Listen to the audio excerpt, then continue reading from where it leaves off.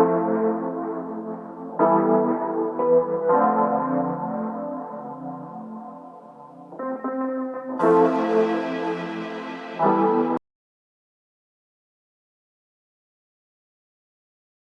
y'all, I'm at the hospital about to get my B12 shot.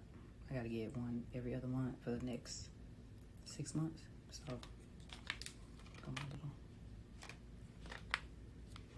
taking B12 vitamins and it's still ain't enough. So I'm gonna get my first one here and then she's gonna let me do my other two at home. So I don't have to drive over here just for B12 shots. I'm so excited about that. But my husband gonna have to do it, y'all.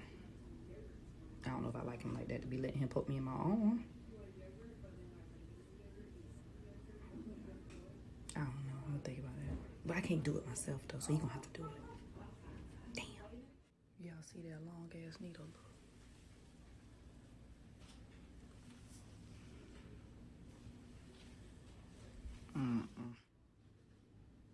Anybody else got a B12 issue? I need to. Got it. Now for us today, I just wash my hands. And he was all excited. He was like, "Oh, okay, so I can do it." And I'm like, "Oh, that's so sweet. He is awesome. I'm gonna tell you that much." But you know what? I think it's because I watched too many Lifetime movies. Because like he got too happy. He's like, "I can do it." I'm like, well, "Wait, why are you in a? You know, you're excited to poke me." This is another way of him supporting you. That's true. You know? But that's cute though that he wants to do it. Yeah.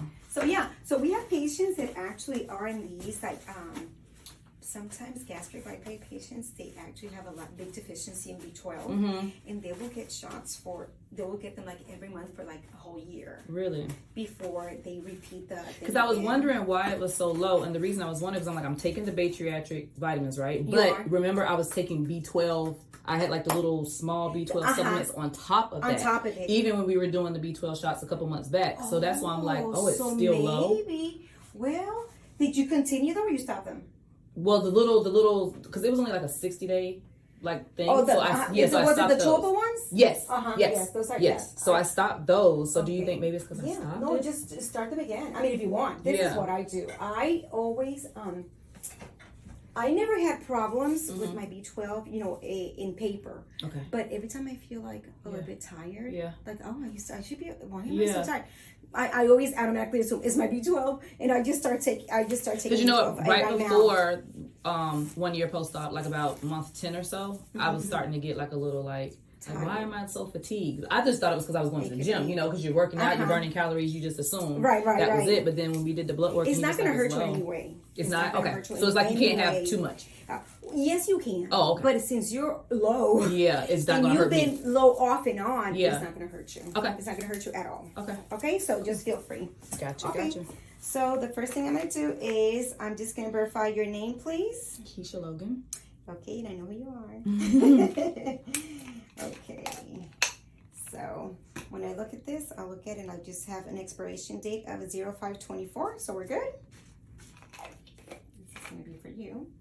And I'll just open the medicine after washing your hands. And I'm going to use, this is going to be the syringe you're going to draw it in, but I don't want to draw it with the same needle. Okay. Because it could become a little bit not as sharp. Okay. And you might feel it a little bit more going in you. Oh, Jesus. So what I do is I just disconnect the needle from the syringe just by unscrewing it. Okay? Got it. I'll just set this here because that's the one I'm going to use to actually give you the shot.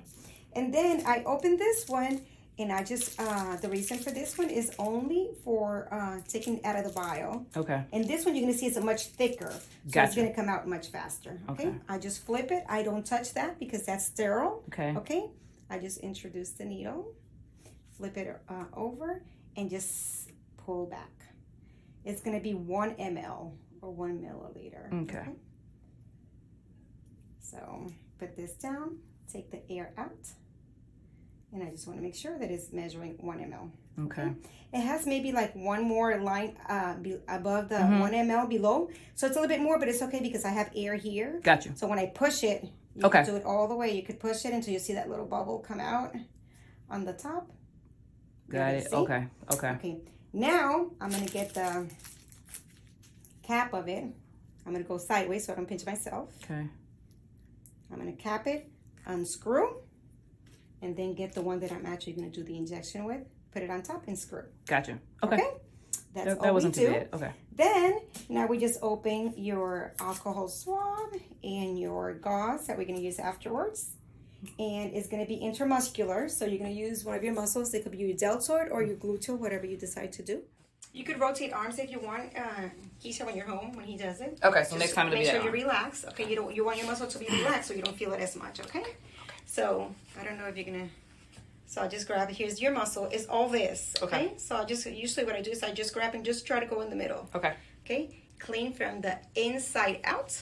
Inside out. Okay? Let it dry for a couple of seconds. It dries pretty fast because it's alcohol. Okay. Okay? Then I'm going to uncap. I'm going to grab. I'm going to go in. And I'm going to pull back.